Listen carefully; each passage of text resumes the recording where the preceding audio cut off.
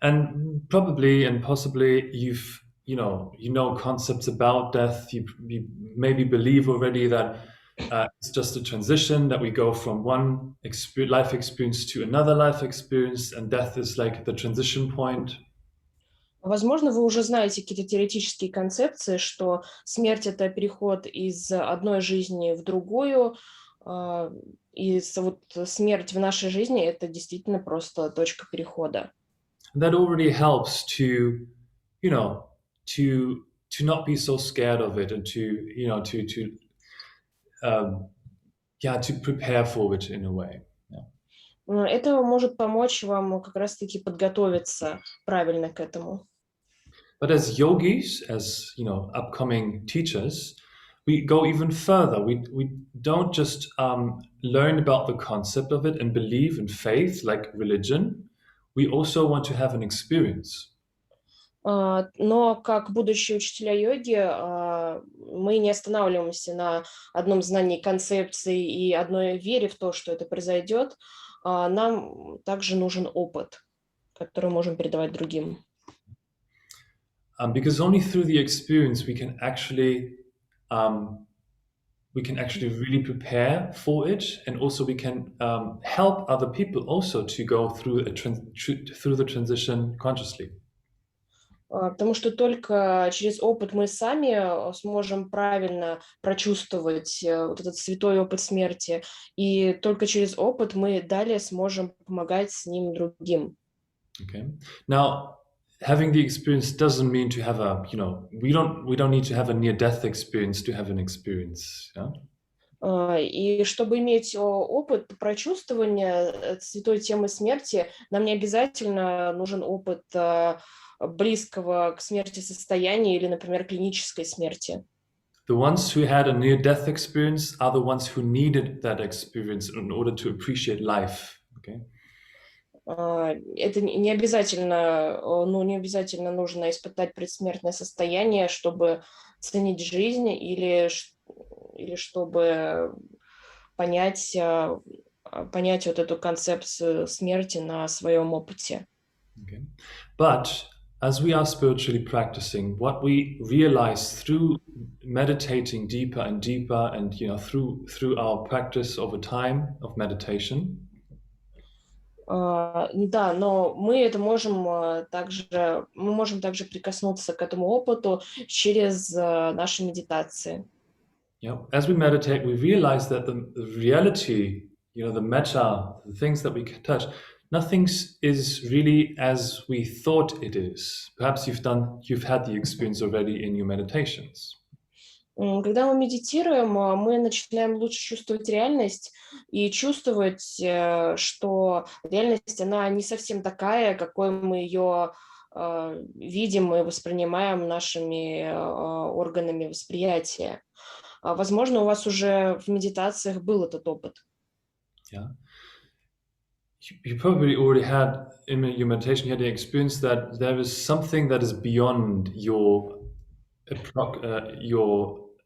immediate surroundings, like the experience that you had before, the things that you can touch, the things that you can see. There's something that is deeper than that. There's something that is beyond that experience. Возможно, вы чувствовали, что за пределами того, что вы можете увидеть, услышать или ощутить вот вашего ближайшего окружения, и всегда есть что-то за этим, что-то более глубокое и что-то неосязаемое. Yeah. So that experience of that sensation of there's something that is bigger, there's something that is deeper than it seems, means for us that we can expand our experience beyond that little experience of our body, of our own, only of our physical experience. We can go deeper and we can actually transcend that physical experience.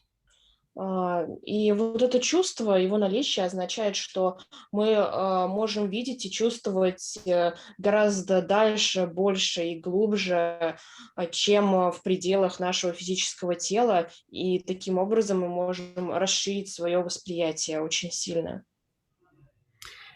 And eventually and ultimately, what we experience through deep meditation is we sense through the matrix. You know the matrix, yeah, the Maya, the illusion of creation. We sense through it, and we relax into it, and we transcend it, and we might reach a state of non-existence. Have you heard of the term non-existence? Мы можем чувствовать как бы сквозь матрицу, то есть сквозь наш обычный мир, чувствовать что-то, чувствовать больше, чувствовать глубже, чувствовать, что за нашим миром есть что-то глубокое, большое, неосязаемое. Возможно, мы через наши глубокие медитации также можем прикоснуться не только к существующим сущностям, но и к самому понятию небытия, несуществующего. Вот. Yeah. It must be a bit hard to translate that, yeah? Non-existence. What is non-existence? Non-existence is in a way, we also know the term as shunya. Have you heard the term shunya? Также вот это небытие мы в йоге называем термином шунья. Yeah? Zero, not existent, like silence. Yeah? Как ноль, тишина и небытие. And the thing is, what we need to understand ultimately and also experience is that all these states, the state of shunya, of silence, and the state of life, creation, which is sound, they both exist at the same time. Но при этом также мы должны понять, что состояние шуни нуля и несуществования и состояние жизни, наполненной звуками, они существуют в одно и то же время. Actually, beyond time, beyond the existence of time, yeah, it's at the same, yeah, simultaneously. Но скорее даже не одновременно, а они существуют вместе, вне понятий времени и пространства, они к ним не применимы. And that seems like a paradox, and it is a paradox, and we call this the Aquarian paradox. Да, это парадоксально, и мы так это и называем, что это парадокс. And the old saints and sages, the masters, they call it to die while alive, to be dead while alive. You heard of this term? Древние учителя Кундалини Йоги говорили об этих понятиях как умереть во время жизни, как смерть, пока ты живешь. Yeah, to be dead while alive. And through practicing that and experiencing that state of shunya, of silence, what we practice is we are creating a relationship to death, to non-existence. И чтобы прикоснуться к этому состоянию шуньи, мы сами должны практиковать вот похожее на шунью состояние небытия, хотя бы образно испытать, что это значит. Yeah? So instead of just seeing death as an unknown, as a black hole that we have no clue about, yeah, we are scared of things that we don't know of, right? We are scared of it. И это нужно делать вместо нашего обычного страха и неподготовленностью перед смертью. But when we have a relationship to it, when we have a communication with it, then the fear is losing us, is leaving us. Но когда у нас уже есть какое-то понимание этого процесса, вот этот страх, типичный человеческий страх того, что мы не понимаем, он начинает уходить. We only fear what we don't know. Мы боимся только того, чего мы не знаем. And we want to lose our fear of death because when we are afraid of death, it means we are also afraid of our whole life. И если мы боимся смерти, то это значит, что мы также и боимся жизни. Yeah? And we experience it right now globally, very, very obviously. Everybody is afraid to die. И эта проблема, она у всех людей во всем мире, потому что, ну, все люди, осознанно или неосознанно, боятся умереть. And because everybody is afraid to die, everybody is afraid to fully live. И раз все боятся умереть, то значит и все боятся жить. And then it leads to being afraid of relationships, afraid of success, afraid of fulfillment, afraid of happiness. Yeah, we are afraid of everything. We are afraid of ourselves when we are afraid of death.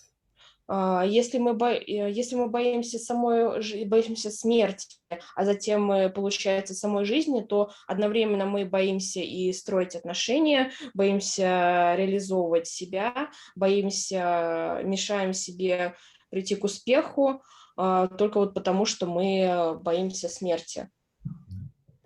So in a way, death is the core topic for every spiritual path. Death and birth. All these two transition points are the most important parts, and we want to look at it very, very consciously. Так что смерть и рождение – это два самых важных духовных опыта в нашей жизни, и смерть тоже сама по себе – это очень важный духовный опыт, чтобы подобраться и к другим понятиям, и тоже почувствовать их на духовном уровне. Yeah. So that process we call pratyahara. Yeah, the process from consolidating. Do you know the word consolidate? Yes. Yeah, that process of consolidating to our own sensation of reality and then transcending that sensation and reaching the state of shunya. This process we call pratyahara. Процесс, который заключается в собирании и консолидации всего нашего опыта и последующего его расширения до того момента, когда мы уже отчетливо можем вот эту глубину и духовную глубину за нашим миром почувствовать, этот процесс называется пратаяма. Pratyahara. In your books, it says the definition of pratyahara is withdrawing from the senses. В книгах обычно описывается этот процесс как отчуждение от ваших ощущений.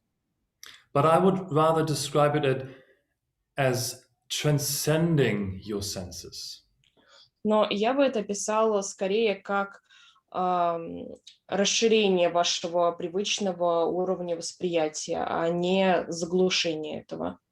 Okay, because we first need to acknowledge our senses to transcend our senses. Но чтобы превзойти эти ощущения, нам сначала нужно познакомиться с ними. Okay. И сегодня мы будем практиковать как раз расширение нашего опыта, чтобы мы могли видеть за тем, что мы можем непосредственно воспринять. When we transcend our senses, we reach a state of meditation. That's what we call dhyan. Когда мы уже расширяем наше восприятие, мы заходим в новое состояние во время медитации, которое называется dhyan. And that's basically we are receiving and transmitting, we communicating with the universe. Yeah? В этом состоянии мы получаем сообщения и всячески общаемся со Вселенной. And when we transcend even that, then we are reaching a state of complete bliss, of merging into it all, into the universal consciousness, and that's what we call samadhi. Мы тогда находимся в благословенном состоянии, когда мы слышим Вселенную, и это состояние называется самадhi.